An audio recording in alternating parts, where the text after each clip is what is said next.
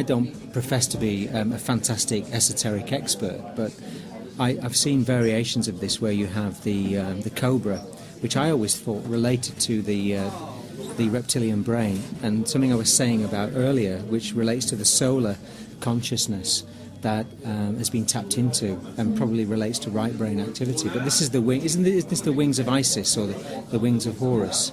And it seems to animate some idea of higher levels of consciousness, but at the same time some sort of understanding of the fact that the reptile and the solar symbol goes together, doesn't it, throughout history? The shell logo is the same, isn't it? Isn't the shell logo more of a rising sun than a fossil? No originality, right? I mean, why is it always the wings and the sun disk, the sun, the pyramid? Well, always. I think with all of the symbols, they're part of the matrix programming, aren't they? They're part of the codes which speak subconsciously, and they're also leaving their mark in this reality at the same time. So you won't get the individualism in that sense, because very much of what we call reality has been infested by symbolism.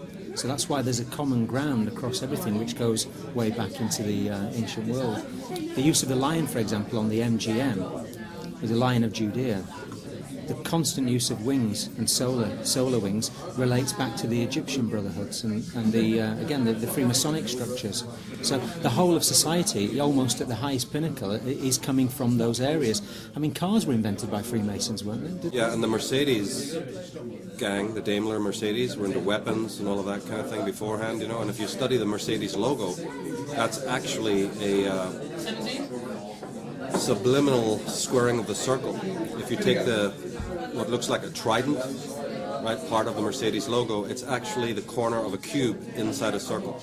And that's why a lot of logos, like the Volkswagen logo and others, have a circle around it, because and Lexus is actually the angle of a pyramid or a triangle, but they just put the circle around it because something about the mind is like scoping in on that one area, which then obscures what they don't want you to see, but your full mind, your full conscious mind, sees the cube in the circle and all the symbolism that implies. And in fact, if you go to the earliest Mercedes logo, it was actually a triskelion. It was 3 interlocking circles. And then they morphed that into the famous logo that they have now. And even the dimensions of those 3 lines, you know, how many degrees there are. There's a connection to, you know, sacred numbers and things like that. So geometry is involved, sacred geometry, color, talismanic symbolism. Do you think these companies are hiring people and telling them exactly what symbols to use, or is the artist just running with it on their own? They have their own artists. They have the whole of Hollywood is full of artists. Right. And a lot of them are from the inside. They're not from the outside. They're not outsider artists. No. These people are in the know. They are the shamans and the Da Vinci's of today. So this is no surprise that they're using this language and this symbolism, because it's the symbolism that's been used for thousands of years. It's not just a symbol, it's an actual invocation of the serpent power. So you can feel that power coming up the spine and coming up here. To me, it's also the energy, or everything is potential, isn't it? It's neither good nor bad until we choose how to use it or how it's going to influence us. Logos are neither good nor bad. It's what they do with them. It's what we do with them. That's what makes the difference. The very word logo, logos, right, has many ancient permutations leading back to logos. The primordial logos is picked up as lugal or lu in the Welsh, you know, and then you have the Sumerian version. But the word in Latin had many permutations. A lawyer was known as logos. The word to speak, in fact, that's what in the Bible they say the logos is the word, right? So logo means word, symbol, because we know that behind the word of God was always the symbol of God. You have to have an idea of something before you can manifest it. The thing that people find difficult is how come then, even with the use of this esoterica, it will actually sell a tube of toothpaste or a bar of soap, right? Even if you put billions behind it and you put it on big massive billboards and marquees, people can't connect that. It wouldn't sell you a damn thing if this oligarchical Black Lodge had not raped you first of the very things that you're missing, so that you feel that through the simulacra or surrogate form, i.e. a girl draped across a Ferrari, a beautiful sunsets and beaches, and all the elusive, alluring mystique that they've created, your hand wouldn't move towards it if you weren't already spiritually and emotionally raped.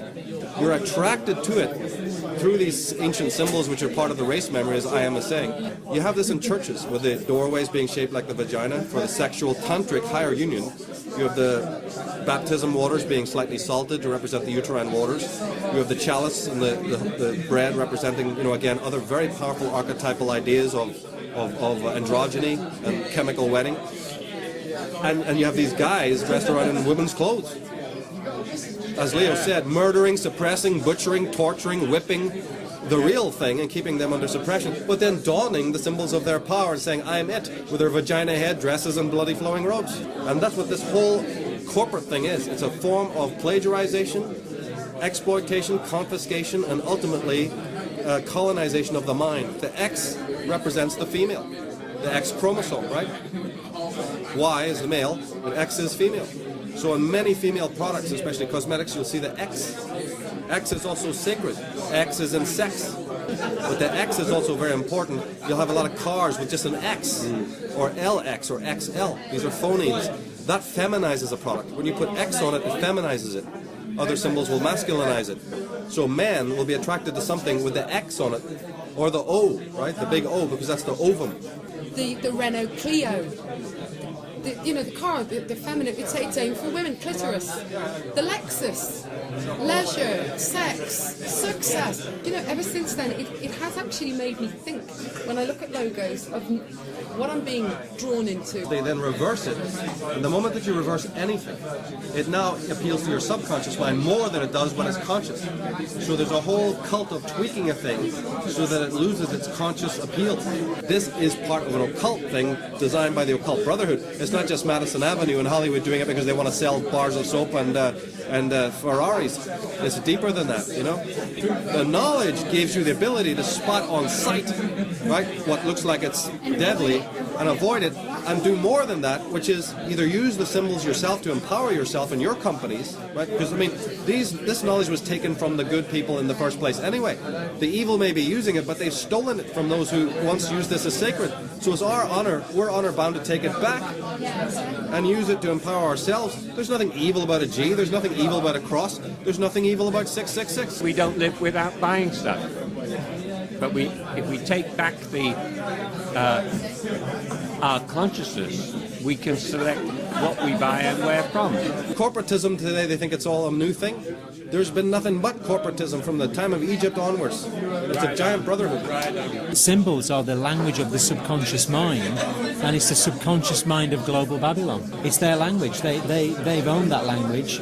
They've milked the minds of the shamans, taken their language, and they've adopted it and used it and done other things with it. So they're speaking great truths through the symbols, but not necessarily helping you to empower your truth through the symbolism. You have to find your own connection to the subconscious to do that. It's almost becoming a way of reading codes. None of it is secret anymore. We're talking about mass hypnosis. Coming out of a mass hypnosis is about self-esteem.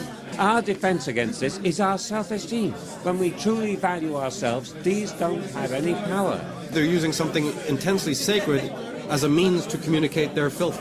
Because the moment that you desecrate anything holy, that's a crime for which you will end up having to pay. Right? And I believe that the time of awakening is part of the payback. Just something about Egypt. It's dawned on me that we're still in Egypt. We haven't left Egypt. Well, some of us have. There is an exodus that will take place, but everything about the world that we live in, its symbolism, the logos, the structures, the hierarchy, the trinkets, the governance, the pharaohs, the kings, the queen. We're still in Egypt. I always describe it as the difference between magic and sorcery. The magic is when you're dealing with almost exactly the same type of activity, meaning communicating to somebody behind their conscious volition. But you're doing it for the ultimate uplift of their soul. Then you have the sorcery where you're doing exactly the same thing. In other words, the technique is identical. It's like having a golden sword. You can either cut onions with it, or you can use it for what it's for. So the dark side, they use it for the bringing down of mankind. We live in a hall of mirrors with some very clever and rather dark people pulling strings, but that's just how it is. The question only to me is then, what do we do with it? They will reap their own rewards in time. It's not my business to see anybody else reaps their reward. That's the collective, the spirit's business. how do I work within and live happily and joyfully within a society that's completely crazy, that's doing bonkers things, and and not get caught in it.